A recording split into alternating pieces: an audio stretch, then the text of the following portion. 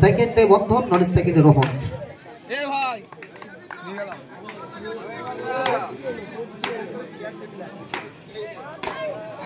এখানে কিন্তু খেললেন বন্ধন, বন্ধনকে কিন্তু বেঁধে রাখা গেল না, তিনি খেললেন, বল চলে গেল সীমানার ওপারে, বল 4টি রান। প্রথম বড় হিট, প্রথম বড় শট, যাই বলুন না কেন সেটা আসলো।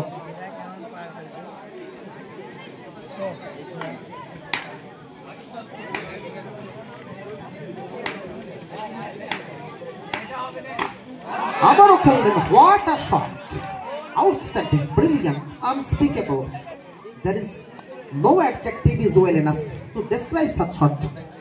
অর্থাৎ কোন প্রকার অ্যাডজেক্টিভ যথেষ্ট নয় এরকম একটা শটকে বর্ণনা করার জন্য, অ্যাডজেক্টিভ যেন কম পড়ে যাবে। রান সংখ্যা 8।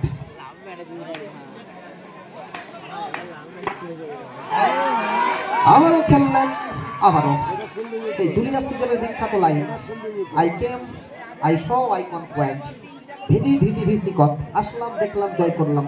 এখানে কিন্তু ব্যাটটা ঘোরাচ্ছেন, বল আসছে, ব্যাটটা ঘোরাচ্ছেন, বল যাচ্ছে সীমানার ওপারে।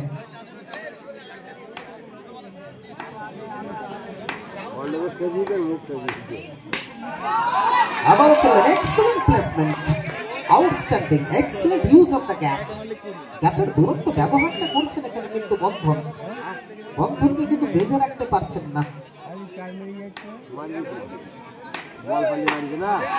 আবারও খেললেন, once again, once more, what a shot, it is strike and a Rohan, তার বিরুদ্ধে আজিবুল। ওখানে কিন্তু রোহন খেলেছিলেন সরাসরি ফিল্ডারের হাতে, রান নেবার অবকাশ নেই। এবারে কিন্তু রোহন খেলেছেন, এবারে বল চলে যাবে সীমানার ওপারে। 41। এখানে কিন্তু অফ স্টাম্পের হালকা বাইরে ছিল, রোহন ব্যাটে বলে করতে পারেননি, প্রচেষ্টায় ছিলেন। এবারে খেললেন, বল চলে গেল সীমানার ওপারে, ঘটনাতে তামাশা দেয়।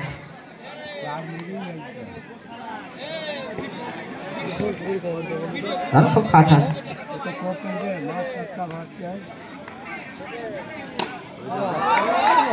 আবারও কিন্তু দুরন্ত খেলছেন, চোখ ঘুরানো শট, চোখ ধাঁধানো শট, বলটা দেবে, বলটা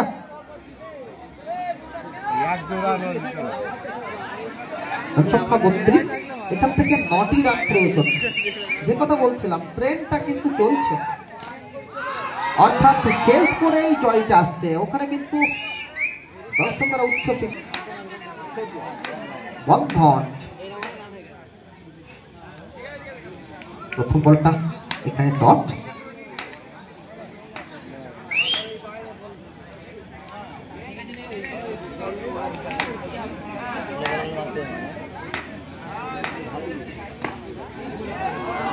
খেললেন, আবারও বল চলে গেল স্কোয়ার অফ দ্য উইকেট, রিভার্সটা করলেন, 4টি রান আসলো, 40, অর্থাৎ স্কোর লেভেল।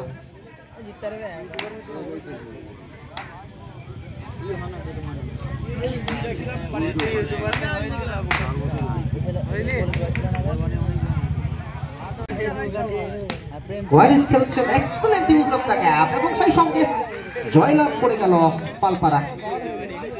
আবারও কিন্তু